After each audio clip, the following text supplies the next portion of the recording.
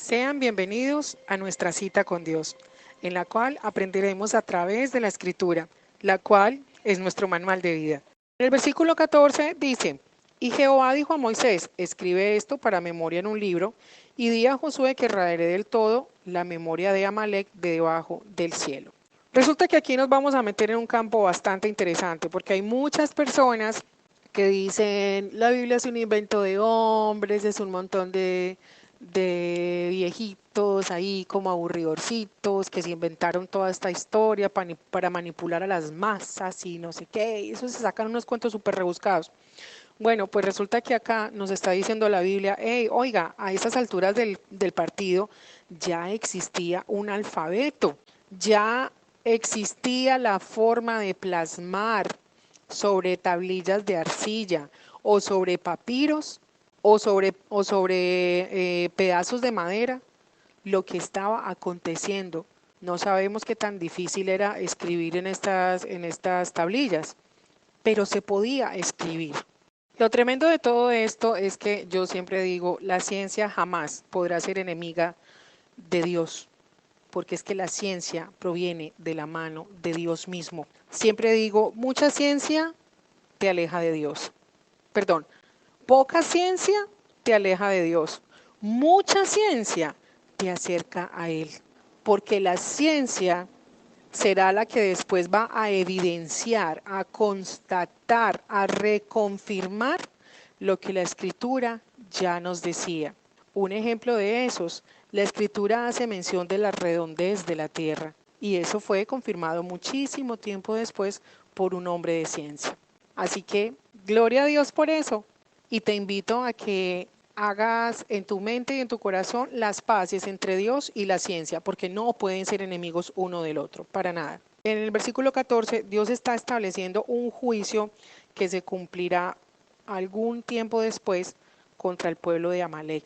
Dice, di a Josué que raeré del todo la memoria de Amalek de debajo del cielo. Resulta que usted se preguntará, bueno, y a todas estas, ¿por qué fue que los amalecitas se levantaron contra Israel? Ok, vamos a hacer memoria un poquito. Recuerden que cuando veíamos la historia de los patriarcas, cuando Dios llama a Abraham, lo llama y Abraham empieza en un camino y en ese camino se encuentra con diferentes lugares, después viene Abraham, luego Isaac, y estos varones toman, digamos, un acto de posesión de las tierras que después serían toda la llanura de Canaán.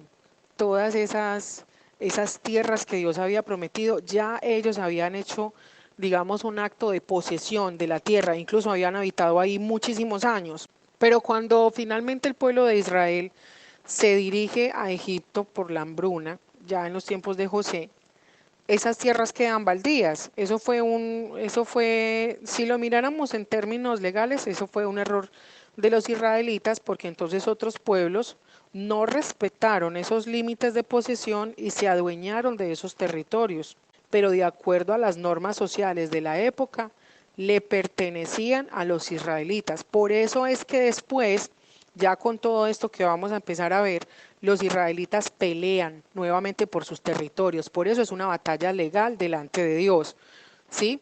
Entonces sucede que como esos pueblos ya habían hecho, digamos, una usurpación de los territorios, habían muchos pozos de agua que ellos reclamaban para sí mismos. Y entonces estas batallas las vamos a ver por todo eso, porque los amalecitas dicen, no, pero ¿cómo así? A ver, los hebreos vienen para acá, nos van a sacar de estos territorios, no, entonces, a ver, para las que sea mi hijo, cómo fue? ¿Cierto? Porque eran pueblos guerreros y no se iban a dejar sacar de la tierra tan fácilmente. Siempre el hombre va a estar peleando por territorios, por poder, por riqueza, por mujeres, por muchas cosas, pero la verdad es que no se escuche entre nosotros de eso. No sería un motivo de honra para nuestro Dios. En los versículos 15 y 16 dice, y Moisés edificó un altar y llamó su nombre Jehová Nisi, y dijo, por cuanto la mano de Amalek se levantó contra el trono de Jehová, Jehová tendrá guerra con Amalek de generación en generación. Recuerden que una de las promesas que se incluía en el pacto del llamamiento para el pueblo de Israel, había una muy específica, que decía, a los que te maldigan, maldeciré, y a los que te bendigan, bendeciré. Por eso es que Moisés en este caso específico dice que Amalek se había levantado contra el trono de Jehová, es decir, se había metido con el pueblo escogido por Dios. Eso es lo que nos está diciendo la escritura en este caso. Vemos que Moisés apenas obtiene el triunfo en esta batalla, lo primero que hace no es bajar a felicitar a Josué y darle la palmadita en el hombro y ponerle ahí la medalla de oro, usted queda campeón, usted es un campeón, no. Lo primero que hacen es un altar, que implica adoración, que implica reconocimiento, que implica que públicamente Moisés está diciéndole y está enviando ese mensaje al pueblo, démosle la gloria a Dios porque Él nos permitió ganar esta batalla. Cuando dice que Jehová, que llamaron a este lugar Jehová Nisi, se traduce como Jehová es mi bandera o mi estandarte. El estandarte era como una banderilla que salían los ejércitos a la batalla para identificar a cuál de los ejércitos pertenecían. Entonces, de ahí en adelante vamos a empezar a ver que a nuestro Dios se le llama también Jehová, Dios de los ejércitos de Israel, porque es el Dios que establece, que siembra su bandera en todo aquel terreno a favor de su pueblo. Algo así como lo que hizo Estados Unidos cuando por fin llegaron a la luna y clavaron esa bandera. Eso era un estandarte, es decir, tomo posesión de este lugar, dejo para la historia que es mío, que me pertenece, o por lo menos, bueno, en el caso de Estados Unidos, el derecho de haber sido la primera nación en llegar allá, pero no es que la luna les pertenezca, obviamente. Pero en el caso que estamos tratando una escritura, Dios sí está diciendo, este lugar le pertenece a mi pueblo, y por mi pueblo peleo y gano siempre, porque soy invencible, a menos que, como les decía ahorita, en alguna batalla, por la desobediencia, por el pecado del pueblo de Dios, Dios decidiera no entregarles la batalla y dejarlos avergonzados delante de sus enemigos. Con esto vienen muchas enseñanzas entonces. Una de ellas, tomando el ejemplo del altar. Cuando usted tiene una victoria en su vida, lo primero que hace es felicitarse a usted mismo, felicitar a otros, o en su corazón cierra un momento los ojos y ahí en su interior le dice, Señor, gracias porque me proporcionaste esta victoria, gracias porque me ayudaste. Mire que ya no es tan difícil, ya no es coger un montón de madera y de pronto sacrificar un cabrito, ya no es nada de eso, ya es en tu corazón.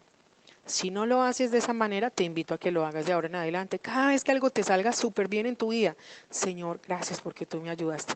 Y cada vez que algo te salga súper mal en tu vida, cierra también tus ojos, Señor, gracias porque me estás enseñando. Ayúdame a aprender lo que tengo que aprender de esta situación.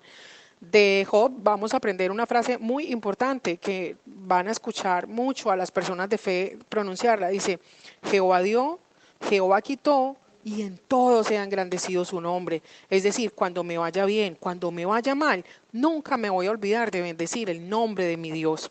Otra reflexión, no nos olvidemos que tenemos un enemigo, Satanás, que siempre buscará destruirnos. Ahí va a estar como los amalecitas, ahí pendiente de Israel, ¿qué es lo que están haciendo? Entonces va a estar ese enemigo ahí pendiente, a ver, ¿qué está haciendo? ¿Qué está haciendo este? ¿Qué está haciendo esta? ¿Cómo lo ataco? ¿Cómo lo hago caer? Y por eso nuestro corazón, nuestra mente siempre debe estar dirigido hacia Dios, pero con los pies muy bien puestos sobre la tierra. Tenemos que estar listos también para las batallas físicas, espirituales, todo el tiempo. También tenemos que aprender de Moisés el rodearnos de personas que nos ayuden, que sean apoyo para enfrentar una situación y vencer. Siempre he dicho que ningún soldado jamás ganó una batalla estando solo. Por eso es importante que te rodees de personas que hagan esa labor de orar por ti, de levantar tus manos cuando te sientes caído, que tú mismo ayudes a levantar a otros cuando otros están caídos. Otra enseñanza, debemos aprender cuán valioso es sostener a otros cuando están en el suelo. Debemos ponernos en los zapatos de Josué. ahí, dando la batalla, peleando, exponiendo su vida, porque a veces en las batallas nos vamos a sentir así.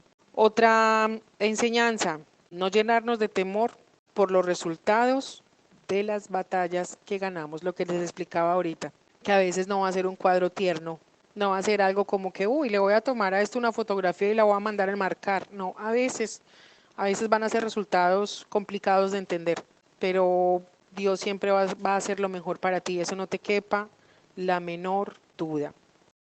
Bueno, en esta tarde deseo que Dios te continúe bendiciendo grandemente, te continúe enseñando poderosamente y sobre todo deseo que tú decidas caminar al lado del Todopoderoso, del único que puede todo en la vida, incluso velar por el futuro eterno de nuestras almas. Te bendigo en el nombre de nuestro Señor Jesucristo, que cada día las cosas sean mucho mejor para ti, que cada vez entiendas más la importancia de seguir a un Dios vivo, no a un Dios muerto. Nuestro Dios está vivo, es poderoso y se manifiesta todo el día, todo el tiempo a nuestras vidas. Te envío un abrazo, nos vemos mañana si Dios nos regala el milagro de la vida.